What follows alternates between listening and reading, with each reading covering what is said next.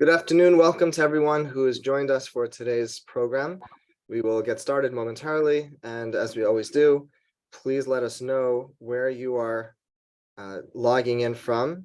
We have people registered from around the world, and please let us know in the chat where you're logging in from, and we'll get started in a couple of moments.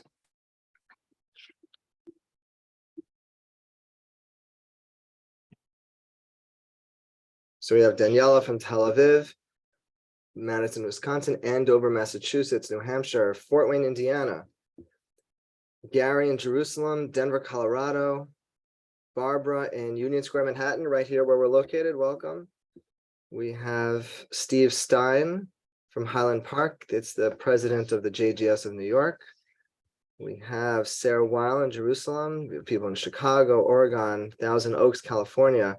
Welcome everyone who's logging in. We're going to get started in a moment, but in the meantime, please let us know where you're logging in from. You could post a note in the chat.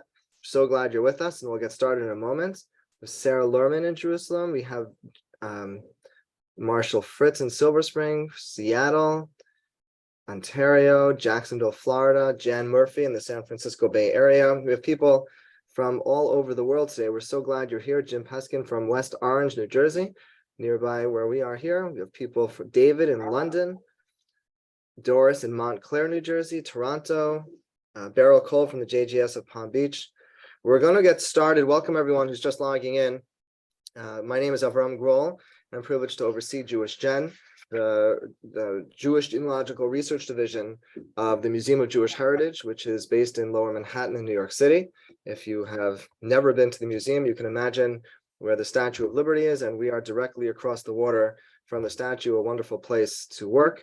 And I invite all of you, if you're ever in the city, please let me know. I'd be glad to invite you and to show you around. We have a very important program today with really expert speakers in the field. We are joined by Rich Venezia and Renee Carl and Ellen Coet, who are going to talk about the U.S. Citizenship and Immigration Services Genealogy Program, what exactly it is, and why proposed change could be very relevant to you and what you could do to help. And the way this program will go is Ellen Coet, who's the director of our U.S. Research Division and very well known in the Jewish genealogical community, will introduce the program, introduce the speakers. The speakers will give a presentation. There will be time for questions at the end. And the session is being recorded so that even though we always encourage you to take notes, you can also listen to it afterwards. Just a couple of housekeeping notes. You can pose the questions in the Q&A, which you can access on the bottom of your screen. We will leave the chat open. You can use the chat to connect with each other if you want to comment as we go along, but we will not be checking the chat for questions. So if you have a question, please post it in the Q&A. And also please try to keep the questions as broad and relevant as possible so that they could be useful to many people who are participating today. So with that, I welcome all of you to today's program. Thank you for joining us, and I pass it over to Ellen Coet. Thank you, Avrami. It's so wonderful to see all of your names scrolling through. Thank you for joining us today. It is my pleasure to introduce Rich Venezia and Renee Carl. Rich Venezia lives in Philadelphia and specializes in 20th century immigration records. He also coordinates week-long genealogical research classes about immigration records. A records access advocate, he founded Records Not Revenue in 2019.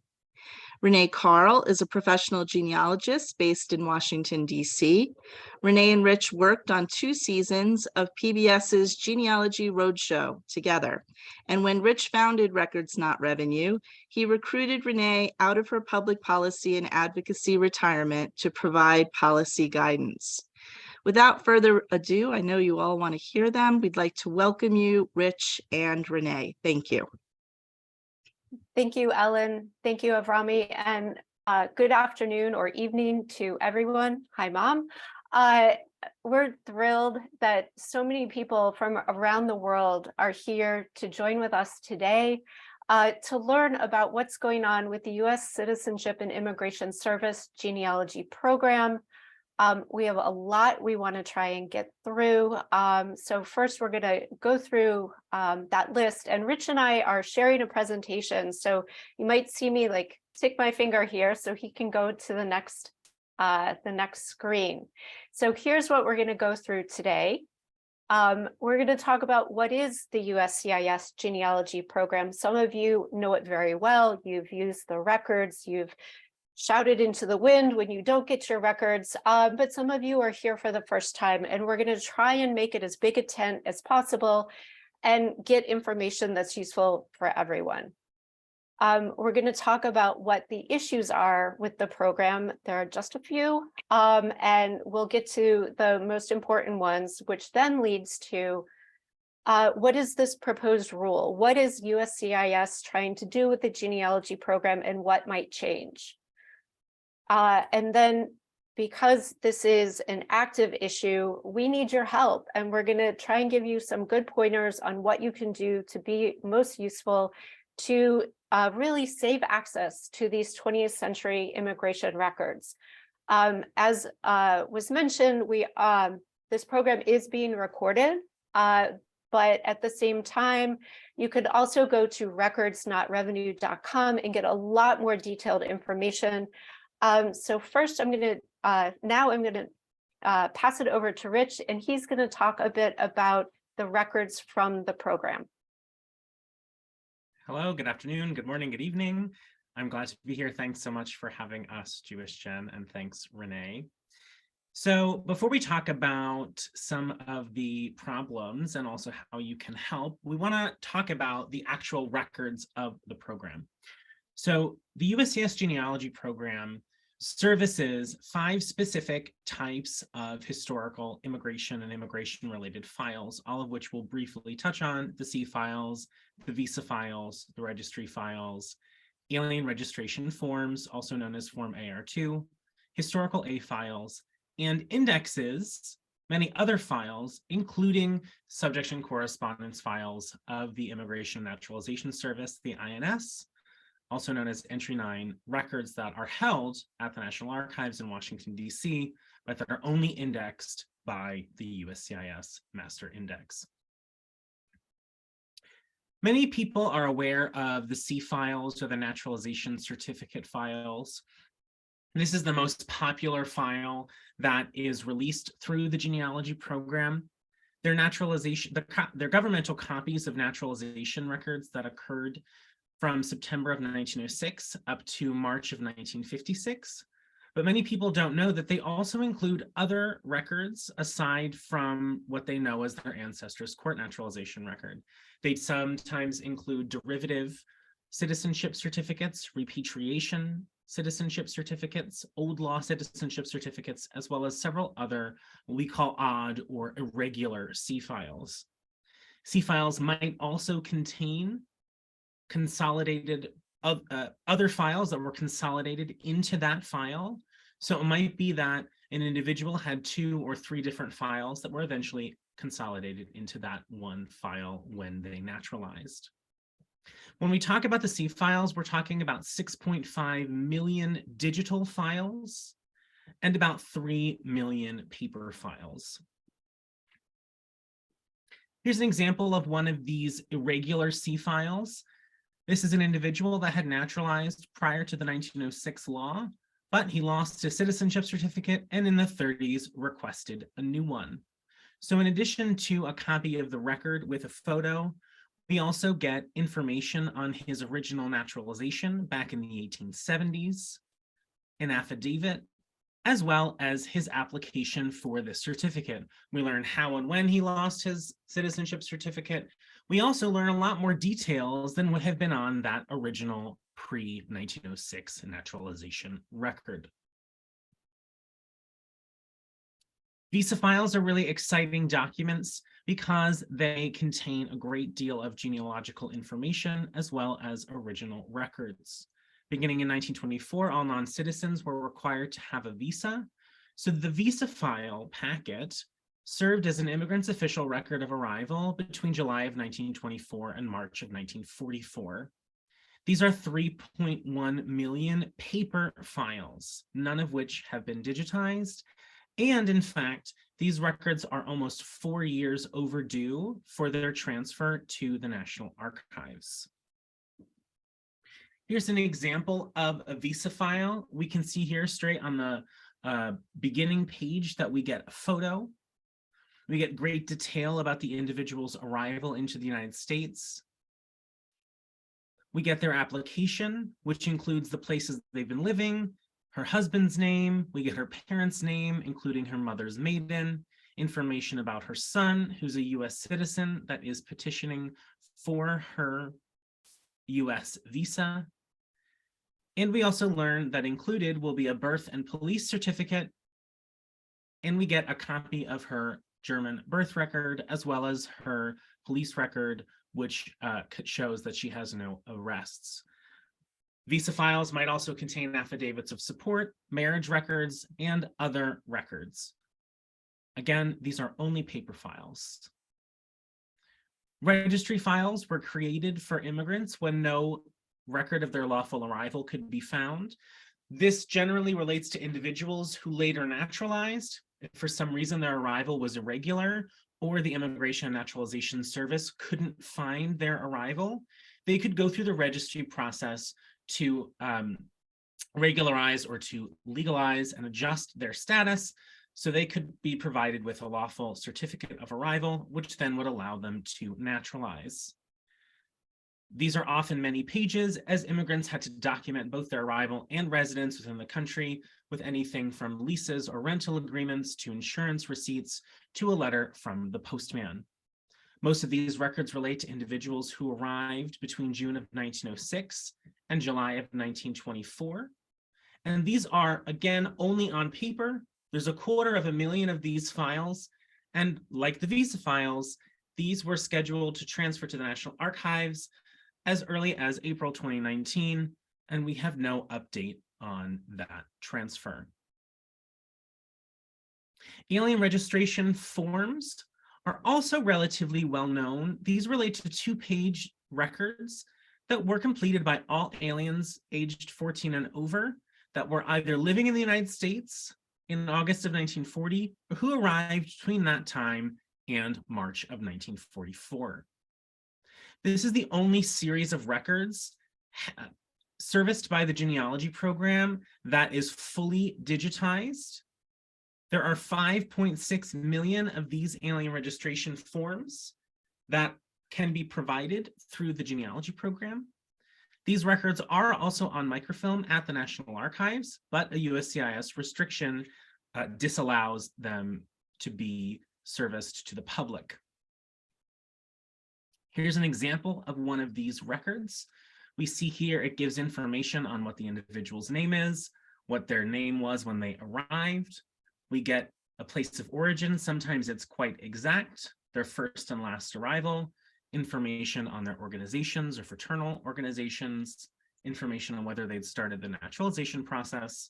And what's important to note about these records is that they might relate to 19th century immigrants, not just 20th century immigrants. If an individual arrived in the 1870s, 1860s, 1880s, and is still an alien, if they never naturalized, and they're still an alien living in the United States in 1940, they would have had to fill one of these out.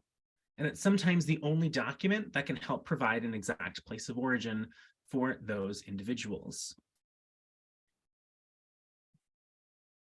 The 5th record set that is serviced through the genealogy program are A files, historical alien files. These are individual records, individual alien files. What the agency did was in the mid-1940s, they decided to streamline their record-keeping process. And since individuals could have multiple different records in multiple different offices or multiple areas, they decided to put all of the records of one immigrant into one file called an A file.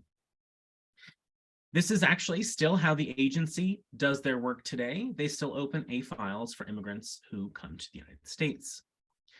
The genealogy program is authorized to service A files with a file number below 8 million. That means that the file would have been created when an immigrant arrived between April of 1944 and the end of April of 1951, or for an immigrant that was already in this country prior to that point, who'd registered under that Alien Registration Act of 1940 and has one of those Form AR2s, and had later correspondence with the agency. We don't know how many files there are specifically. We believe it to be about 4 to 5, perhaps up to 6 million, certainly no more than 8 million, but we are talking several million paper files. These records are meant to be transferred to the National Archives once the subject of the record is more than 100 years old. And we know that over 50% of the eligible files that should have been transferred to the National Archives at this point have not yet transferred. Here's an example of some of the things you might find within an A file. Here's a photograph of a woman who, on the left, we see what she looks like upon arrival, and on the right, we see what she looks like 30 years later upon her naturalization. We see there's a medical examination. We see that she is unable to provide a birth or baptismal certificate. We get testimony as to their marriage, date and place, fingerprints, and 4 pages of testimony in Ukrainian. Each A file looks quite different, but it gives you an idea of the types of things that might be found within an A file, and also that you really never know what you're going to find until you request that file. Another thing that you can obtain through a USCIS Genealogy Program index search is a file number of a record held at the National Archives. The INS case and correspondence files, also known as Entry 9, are only fully indexed in the index held by USCIS. If you don't have another way to access that file number, like on some other document that references that file number, for instance, which is relatively rare, you're going to have to do an index search with the genealogy program to obtain the file number, to then go to the National Archives and look at the record. Included in these records are individuals who were deported between 1903 and 1950, generally deportations of immigrants who were already in the United States, as well as Board of Special Inquiry decision appeals between 1893 and the mid-1940s. So if you have a family story about an ancestor or relative who was deported, or who was held for a long time for questioning and special inquiry upon arrival, who was even ordered to be excluded and sent back home and then appealed that decision, there's very likely perhaps a lengthy file for them in these records that are public records held at the National Archives. But the only way in is to obtain a file number through that USCIS index search. Here's an example of what you might get back from the genealogy program after conducting an index search, telling you that indeed, we don't have these records. You need to go to Entry 9 at the National Archives in Washington, D.C. And in that file, you might find something like, in this case, a transcript of an interview of an individual, specifying information about all the individuals he's coming with, as well as information about the wife that he left in Russia, and whether or not the grandchildren of his kids are alive, deceased. So there's a lot of great detail that you might find in these files. You can see examples of all of the 5 different types of file series on our website, recordsnotrevenue.com. Remember that the genealogy program is authorized to service these 5 files, but also holds indexes to other files. Hopefully you get an idea of why these records could be very exciting, could be very helpful and useful in your research, could contain photographs or information not found anywhere else. But unfortunately, these records are in danger. Renee, do you want to talk about some of the issues with the genealogy program? I do, Rich. Thank you.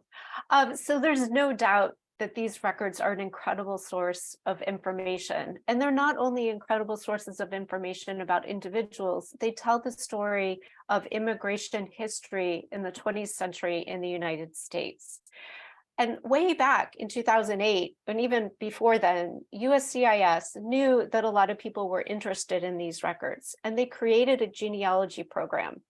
I'm going to read a quote from the press release in 2008 when the program launched, in which they stated the program would be a dedicated queue for genealogists, historians, and others seeking genealogical and historical records and reference services that generally require no FOIA expertise. As a result, USCIS will provide more timely responses to requests for records of deceased individuals. Now, let me pause for a second and explain what FOIA is. That stands for Freedom of Information Act. So that is a way to request records from the government, but it's also a system that establishes protections related to privacy for individuals or government workers. The idea is that this is put in place on living people or recently deceased people. What we're talking about are records that in some cases are more than 100 years old, or we're talking about individuals that were born far more than 100 years ago. So the idea is that this would make things easier, right? Let's go to the next slide. This graph shows data from the last decade that shows that there were some ebbs and flows with genealogy program wait times. But really, if you start to focus on 2020 going forward, the last 2.5 years, you see there's a really big problem here. Now, granted, 2020 was a mess for everybody, but there's no post-COVID recovery showing in the data or in the trend line. In fact, the trend line is moving towards a vertical slope. You're going to have to be a rock climber to scale the walls here of the USCIS Genealogy Program, because the current wait times for an index search is 245 business days. The wait for a records request is averaging 275 days. This was once promised to turn around copies of records in 90 days or less. Some of these files are undergoing extensive FOIA review, exactly what the creation of the program sought to avoid in the first place. So customers are also not receiving the records at all, or they're receiving correspondence that their files cannot be located. So this is telling us two things. One, that there are issues with the index searches, and the second is that there are issues with USCIS records management. So what I mean by this is the index search is not a simple thing. You just don't put in someone's surname or first name and last name and hit search like you would on JewishGen or Ancestry or MyHeritage or some other online website. An index search at USCIS is a name search and a soundex search with a one-to-many. So they're looking amongst lots of different silos of indexed information. But that information will pop up on an index card with a lot of numbers and letters and different references. And the person doing the searching has to be well-versed in the information they're looking at. And if they don't know what they're looking at, they're not going to be able to find your Moshe Levy out of all the Moshe Levies that are being looked for. And the other issue is that their records management is they're not able to tell the agency where the records are stored, how to find them.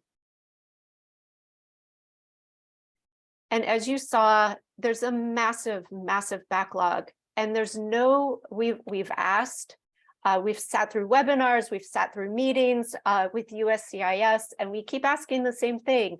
We know you're trying to get better. You know you've got a lot of really important humanitarian issues you're dealing with, but why are you not producing any plan to reduce this 2-year plus long backlog of record requests at USCIS? So then we come to what's going on right now, this proposed rule. And the proposed rule is basically two different parts. There's a fee hike because USCIS is a fee-based agency. They do not receive annual appropriations from Congress. The other part of the proposed rule is a structural change. They want to change how the program is operating and how document delivery is done to paying customers. So we've created a graphic here that tries to simplify a very complex proposal that they're putting forward. And we do suggest that you go to our website and read more in depth about this. There's also links from the website directly to the proposed rules so that you can read the details to yourself. But I'm going to walk you through this so you have a general idea of why we're like screaming and yelling so much about this. USCIS proposes for the genealogy program that the fees go from $65 to $100 for an index search.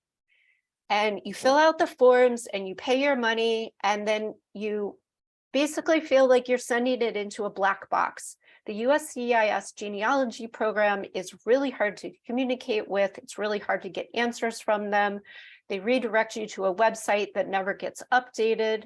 And you're left there thinking, well, there's this other government agency that's supposed to take care of all our historical records. That's the National Archives.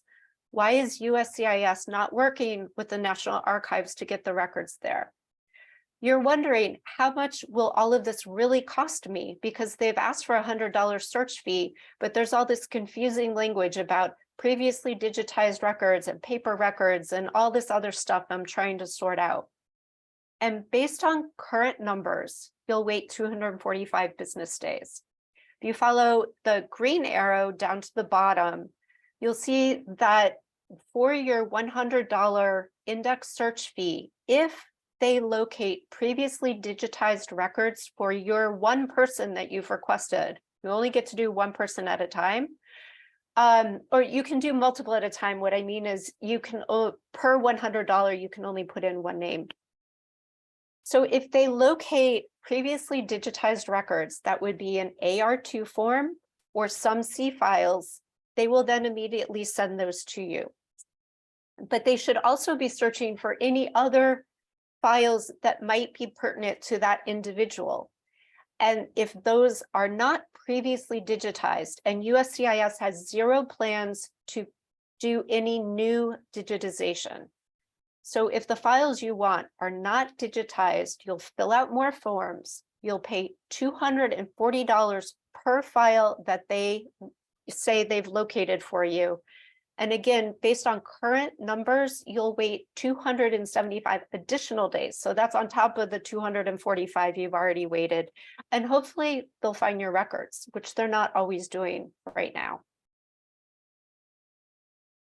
So what's this proposed rule I keep talking about, and why did we not learn about it from Schoolhouse Rock? A proposed rule is rulemaking. It's a policy process for independent agencies and other parts of the executive branches. They develop and issue rules. Now, as you can see, this definition comes from regulations.gov/learn. So they use the word rule and regulation interchangeably. If you want to read about more of the details, you can go to this web address.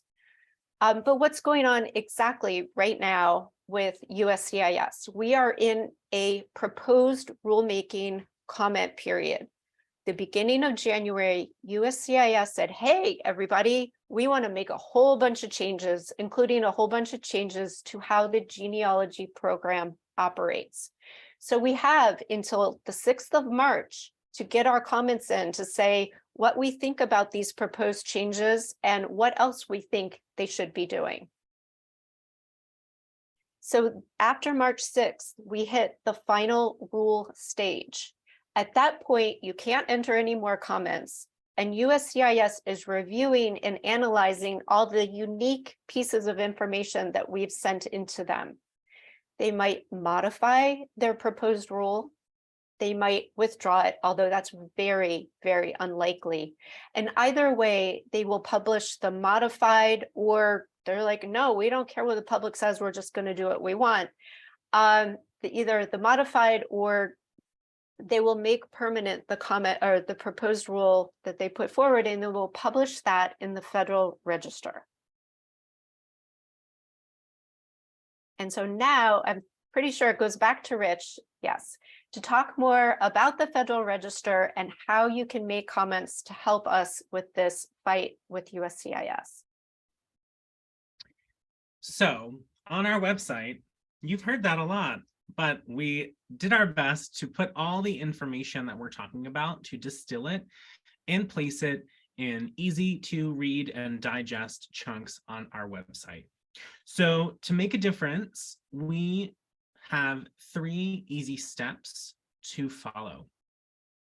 Step 1 is to read the proposed rule, which you can do by going to our website and clicking the links noted in step 1. You can either read the entire proposed rule on the Federal Register if you would like. It is several hundred pages and relates to all of the various facets of the USCIS, including naturalization and citizenship and visas and immigration. Or you can specifically go to the genealogy and records section, both of which are linked directly from our website. Now, it can get quite confusing. There's a lot of information. Even if you selectively read the genealogy section or do Control-Find for genealogy, you still might be a bit confused, but we don't want you to get overwhelmed. And so what we've done is we've distilled our issues into one issues page on our website under the issues. We've placed them into 3 different categories of access, transparency, and efficiency. So between that page and the rule itself, you can become very familiar with what USCIS is proposing, as well as why we think that this proposal is problematic. And we'd like you to continue on with step 2, to write a comment. We've also included comment starters on our website to give you some ideas on how to begin writing your comment. We recommend drafting your comment in Microsoft Word or some other word processor, so that way you are able to save your work. A couple of important things to note: comments can be made by any interested party. You don't need to be a US citizen nor a US resident to make a comment on this proposed rule. Additionally, we're not expecting many folks to write essays, but we are hopeful that individuals will take the time to write at least a few sentences and provide a unique comment. Directly from the regulations.gov website, they note that a single well-supported comment may carry more weight than 1,000 form letters. This is why we don't provide you a copy and paste template, and this is why we ask that you do not copy and paste from our website, please. We want you to use our comment starters as a guide. However, if 100 people all just copy and paste that page, it won't be seen as 100 comments. It's seen as one comment. So we believe that by copying and pasting, it essentially invalidates your comment. So we're hopeful that our comment starters can get you thinking and can give you some ideas as to what to write in your comment. But again, we ask that you personalize your comment and make it unique. When you're ready to post your comment, you can go back to our homepage and navigate to the federal rulemaking portal. This is actually someone's Q&A. The DHS docket number is USCIS-2021-0010-0001. But you don't need to note or memorize that, because our link will take you directly to the section of regulations.gov where you can write your comment. Now you have 2 options as to how to upload your comment. You can either copy and paste your comment into the comment section, or you can attach a file. So if, for instance, you'd like to write a longer comment, or you prefer to write your comment in a business letter type format, you can note that you're attaching a comment. You can drag your file or browse. You'll see that it's uploaded with the green check mark. And you can move along with the rest of the submission process. Alternatively, you can write your comment in the comment box. Again, we recommend that you write it in a word processor or some other format otherwise, because if for some reason you have an issue, your browser crashes or some other problem, you would lose the information in here. So we recommend writing it elsewhere first. You can copy and paste it here. You have a 5,000 character limit. Once you've either copy and pasted the comment or attached the comment, you then would input your email address.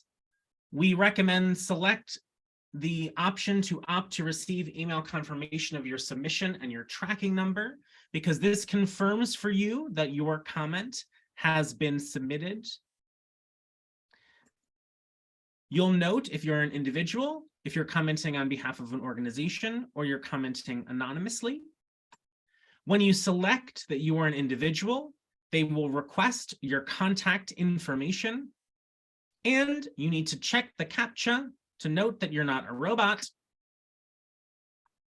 You can submit your comment and go on with your day.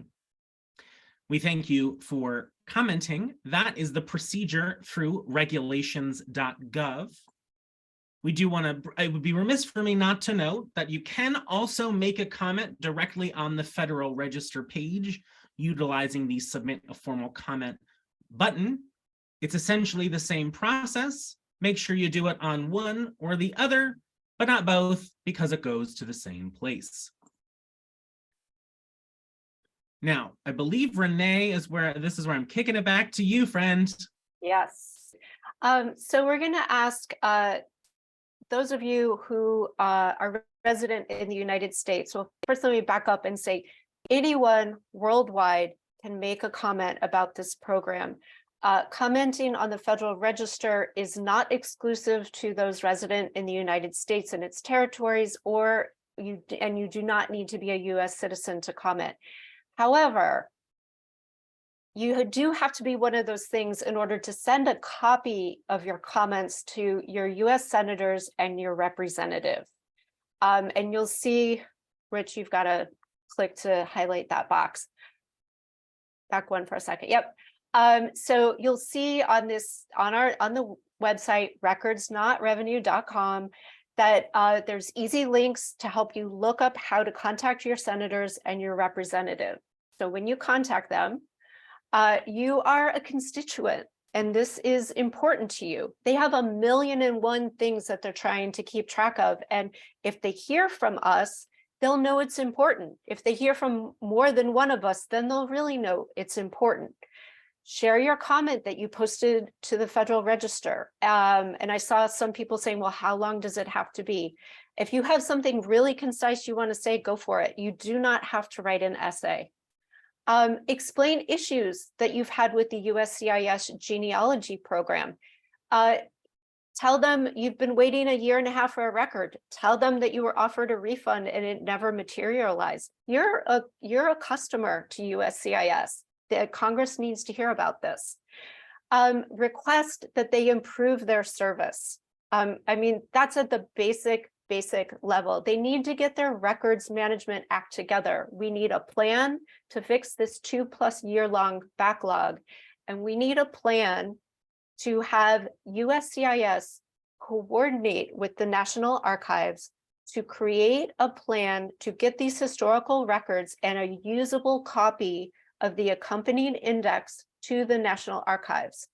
USCIS has a records management mess, and we cannot have USCIS just thinking they can dump their problem on NARA's doorstep, and it's the obligation of the archives to fix the problem that USCIS created in the first place. We've got a stalemate right now and we've got a big problem looming in our near future. This is the history of 20th century immigration, and if we don't fight back, this image here is what we're going to be faced with: a tiny bit of digitized records that might be given to you in a year's wait, lots and lots and lots of valuable information and stories that are locked behind a paywall that many of us cannot afford. If researchers and genealogists care about these records, we need to be vocal about it. So again, recordsnotrevenue.com is where we've put all this information.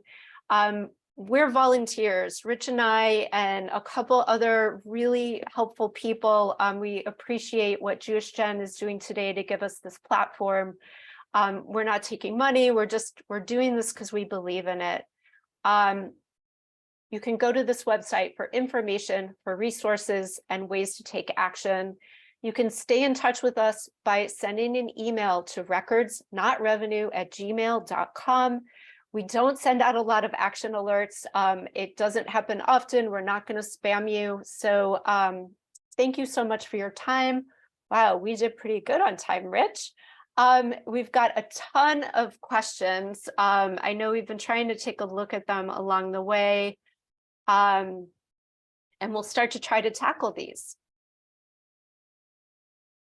Make sure that, I know that a couple people caught this, but if you did have a question that you typed in the chat, please make sure to actually input that question into the Q&A box. So that way we can see it. There was a lot of activity in the chat. And so it's much easier for us to see the Q&A in the Q&A box, and will also help us keep track of what we have answered already and what we have yet to answer. Something else to keep in mind too is that our main goal of this presentation today is to discuss the proposed fee rule and what you can do to help. We can also try and give some background about how we got into this position. If you're looking for more specific information about how to learn if you have an ancestor in these records, or how to find your ancestor in these records, unfortunately, we won't have time to address those questions today. But do know that both Renee and I speak about these topics frequently, and so hopefully before too long there may be another opportunity for you to learn more about how to find those answers to those more specific questions about finding your ancestors in these records. That said, we still hope that you're interested in making a comment, because we want to make sure that we keep these records accessible. All right, so I think we're, I'm going to try and work through these, but I'm going to go with like first in, first out. And I think there are some people that have asked some kind of similar questions. So Rich, I'm going to start with the question about how do we get the records from USCIS to the National Archives? Where do the records currently live? And I'm going to try and roll that together. And then you can add on to that and jump in on where you see a question you really want to answer. Does that work for you? Yeah. Okay, so people are asking what can be done. So the National Archives has a rule, and you can see why when you look at what happened with the subject and correspondence files. There's roughly 700,000 files that decades ago were transferred from what was then INS, now USCIS, to the National Archives, and they were transferred without any sort of serviceable index. So you have to pay USCIS to look for that file number, and then you have to go to the National Archives and get the file. So so the National Archives now states very clearly on their website, and there's a link to this in some of our issues pages, that records being transferred from an agency to the National Archives have to have finding aids or indexes that allow them to be immediately serviceable to the public. So until USCIS can work out how to get what they call MIDAS, their master index and soundex system, in a serviceable format, to the National Archives. This is the thing, this is kind of the gatekeeper. This files, the index file system is what is necessary and will then open up the flow. There's a lot of other issues along the way, but that's the very top line way of explaining it. And where the records are currently living, like they don't live at the USCIS Genealogy Program, which is actually located out in Lee's Summit, Missouri. USCIS records are stored in federal records facilities. There's one in Suitland, Maryland. There are records that are in the Lee's Summit area. There are records that are in San Bruno, California. You can't just knock on the door and get them. You have to have, it has to go through a process. So that's why we need to open up this flow, and we need congressional oversight. Rich and I and all of you yelling is one step, not yelling, cogently commenting is one step, but we also need Congress to pay better attention to what's happening, because it's not just the records of USCIS that have these issues. Maybe these are bigger, but it's not the only agency. And just to tie in a couple more of the questions about the records themselves and sort of where they're located. Alexander had asked what can be done legally to force these documents to be sent to the National Archives. As Renee was saying, there are inherent problems in just saying, okay, well, USCIS has to turn over these records. You know, we are looking into what the repercussions could be of an agency that did not follow the records schedules. But, you know, we don't know, aside from making sure that we make our voices heard and also ascertain that our elected officials are aware of the problem, of other actionable items that we as, you know, normal citizens can take to have USCIS transfer those records. There's also questions about the delay in transferring documents to the archives. As Renee was noting, this is in large part due to you know, the records system and the indexes not being provided to the archives. We're also unclear about how important the agency feels their historical records are. And so it's been our experience that because the agency has a lot more other things going on that are extremely important, that the historical records are consistently put on the back burner. And so again, the more people comment and the more our elected officials are contacted by us, who will then contact the agency, the more the agency will know that there are people that are looking for these records and that care about these records. Several folks have asked about accessing the recording of this seminar.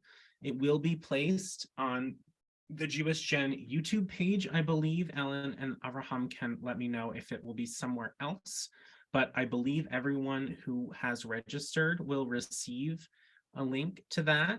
And so this can be accessed again for free after the fact as well, hopefully within a short amount of time.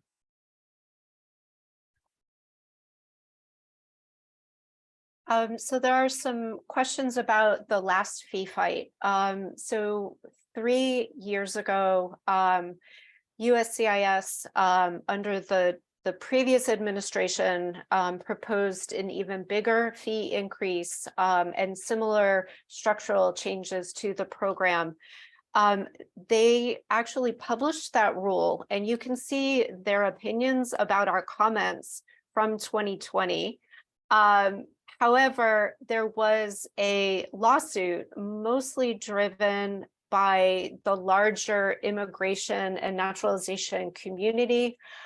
We were part of that, and we benefited from that because the rule was not enjoined. And I am not a lawyer. I was raised by one, but I don't always use the right words.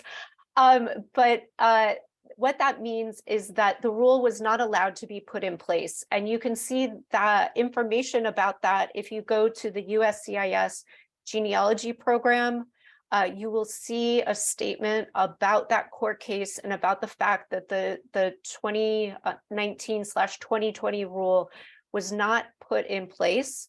There have been a lot of changes since that time. Obviously, there's an administration change. It took a little bit less than a year, but it took a while for a new director of USCIS to come into place.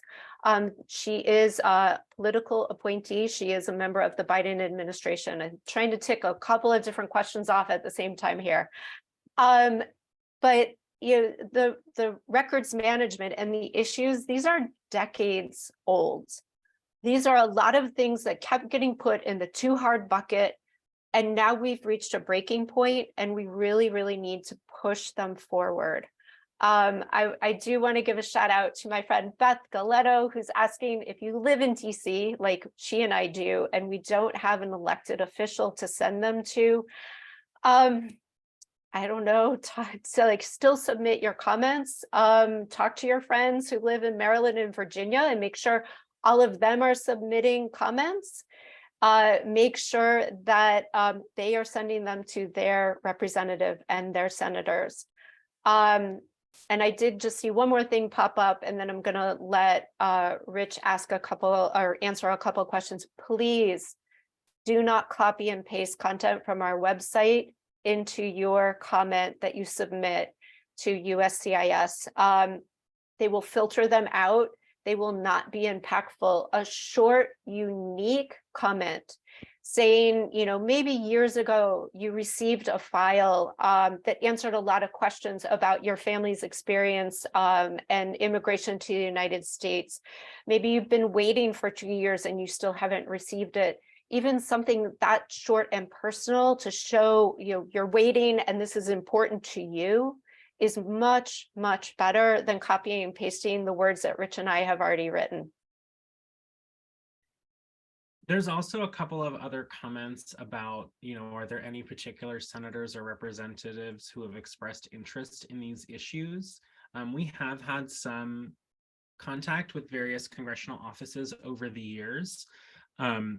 We recommend that regardless of who has expressed support or concern vocally in the past or not, that you still contact your elected officials. Many more elected officials than we've met with have written to the agency, have gotten their constituents in touch with the USCIS legislative affairs people. And so even if your representative hasn't come out and said, this is a problem for me, it could still very well be that they are aware of this as an issue. But also, more importantly, if they're not aware of it as an issue, we want to make sure that you take the time to write to them to let them know about this problem and to hopefully educate them a little bit about that concern. Someone also asked, do comments written by international or non-US residents or citizens contribute any benefit to the cause? And the answer is absolutely yes. As we noted, anyone who has an interest in these records can submit a comment. We'd argue that this would actually be quite beneficial to our cause to show that it's not just individuals here in the United States that are interested in these records. It could be that you're researching siblings that came to the United States. It could be legal matters in other countries where these records could be utilized.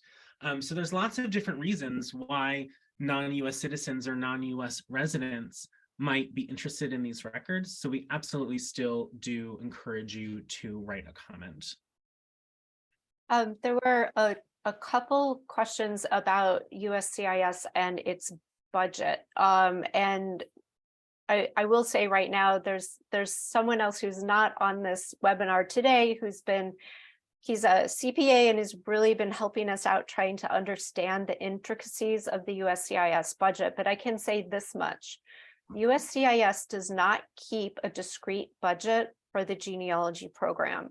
So it's another layer of a lack of transparency on how this program operates. I really I can't get into it a lot deeper than that because then I'll be underwater myself.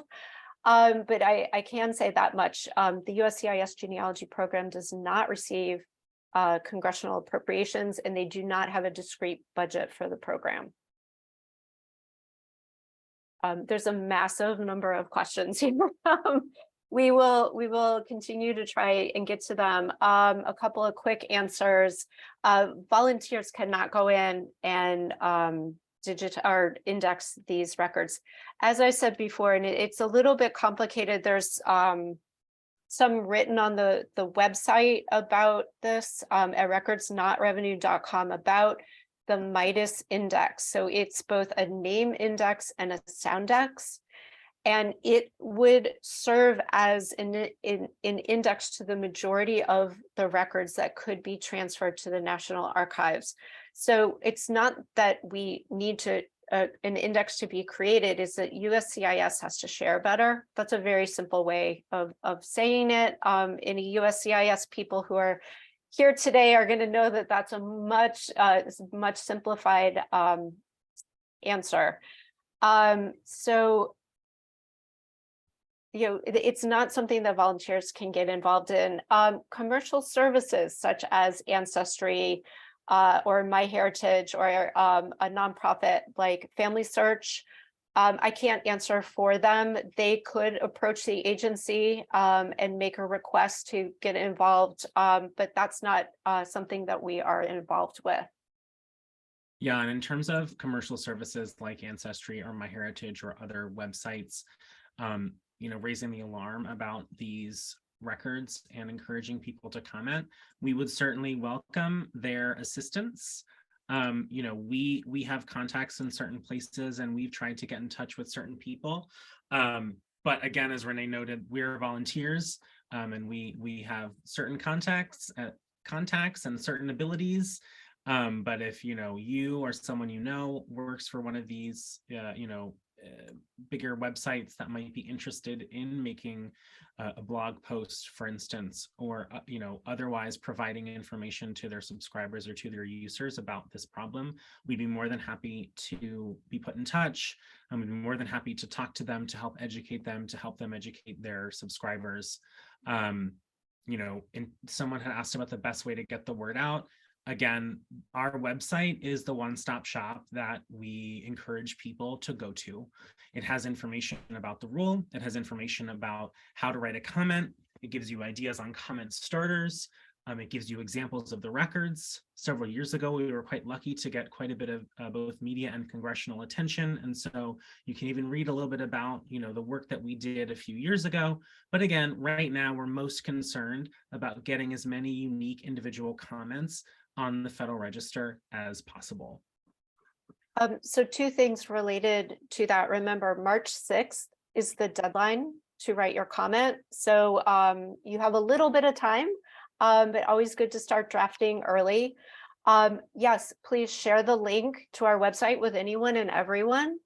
And if you submit your comments to your elected officials and then you're feeling a little overwhelmed or like, ooh, they want to meet with me, I'm like, I don't know enough about this, let us know. recordsnotrevenue@gmail.com. We're happy to join you in the meeting because most meetings right now are virtual. We can give you additional information. If you're a member of Congress or your senators are interested, we are here and happy to help with that. It's what brought me to DC quite a few years ago. And as we said at the very beginning, this is what I used to do professionally until I decided genealogy was more fun. But now I do both again.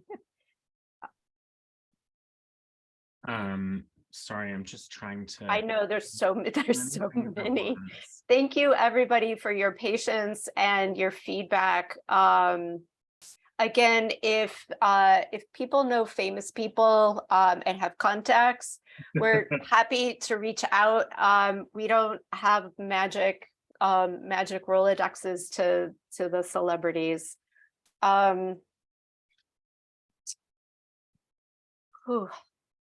Okay, so there's Renee. Do you want to tackle a couple of folks have asked about reclaim the records? Do you want to tackle that?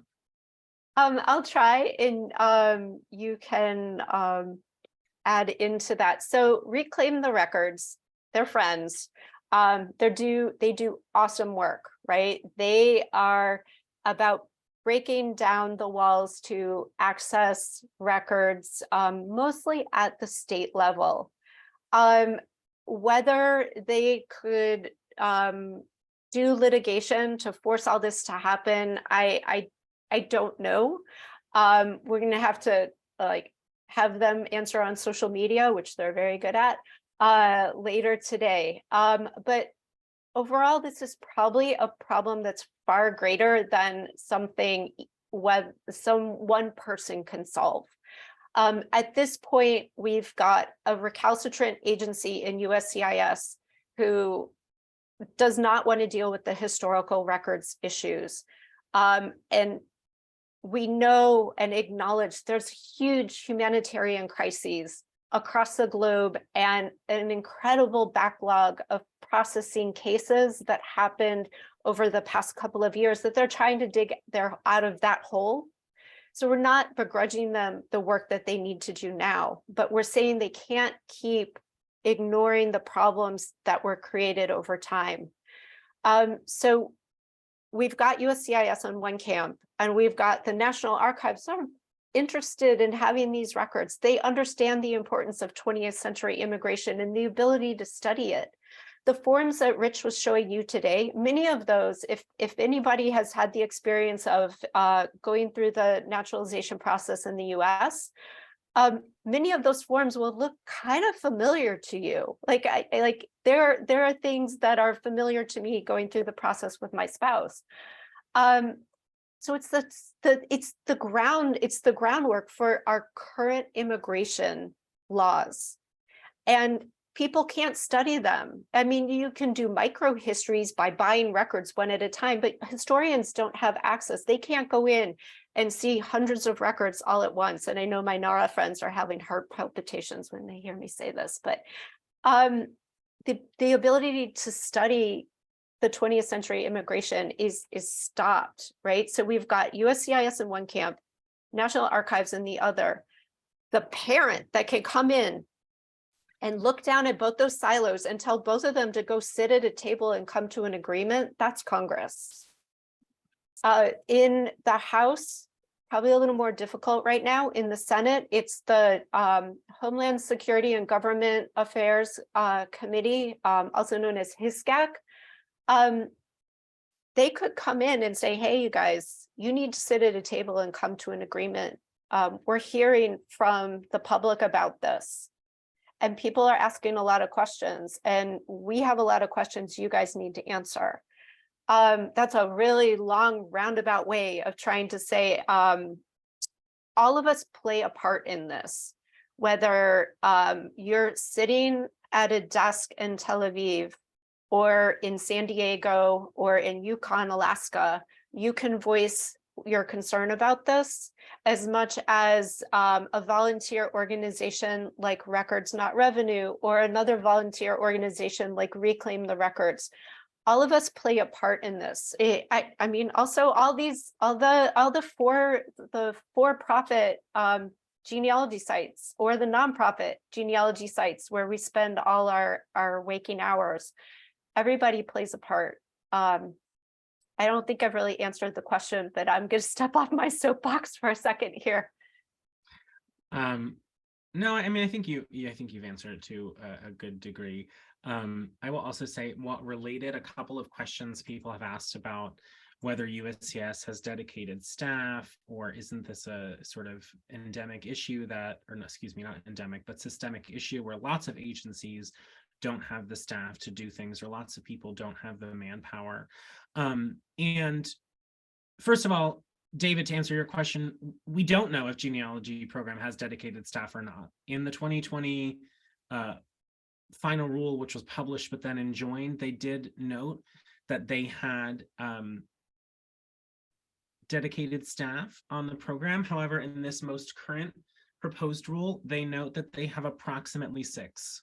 And actually in the numbers, it's approximately 6.34 staff. So it's unclear to us how many, if any, dedicated staff there are in the genealogy program. So we don't have a good answer to that question.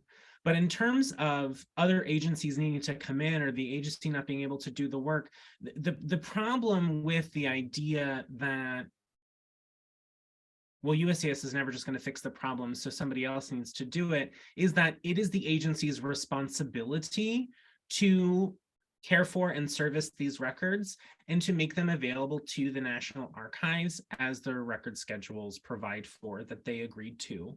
So regardless of how difficult it will be or how much money it will take, it is still the responsibility of the agency to do the work necessary to get these records in working order. Now, we don't know what the answer to that looks like other than congressional intervention, whether that is a special budget for special programs or specific appropriations for this program, specific appropriations for the National Archives to do the work upon receipt. We don't have those answers as we are not legislators nor lawyers. However, we do think it's extremely important that as many individuals as possible comment on this rule and importantly, contact their electeds. It's no secret that lots of people spend a lot of time calling up their elected officials about perhaps things that we don't see as important or about that objectively are not important. But lots of people spend a lot of time getting to know the people who are staffing their electeds' offices. And for us, we really want to encourage people to give a ring or send an email to your members of Congress or your senator if you are a U.S. resident or citizen, and let them know about how important this program is to you and how important these records are. Because we really do, we know that congressional pressure makes a difference. And 3 people calling their congressional representative's office and talking about the same problem multiplied by a whole bunch of congressional representatives actually can and does make a difference. We know this for a fact. So we really do encourage folks to become a bit more engaged and activated on this and make sure that you can send your comments to your reps and your rep and your senators. And you know, if you are feeling up to it, to give them a ring and to explain to them the importance of these records to you.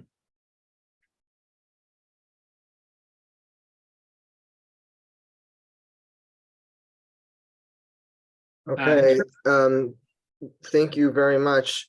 Do you want to take a few more questions, or maybe we'll wrap up in a couple of minutes? Yeah, I think that sounds good. We've skipped some because we are not really sure how to answer them. But there's one. Jeremy asks, when will the final decision be made? So the comment period closes the 6th of March. Oh shoot. Is it 30 or no less than 30 or 60 days? I would need to look up the exact number, but we can expect it within, later this year. Something will happen later this year. Last time there was some drama. The rule ultimately, the proposed rule ultimately closed for comments in mid-February 2019, and the final rule was published in mid-February 2020, and the final rule was published in mid-August of 2020. But whether or not we can expect that same time frame, we don't know.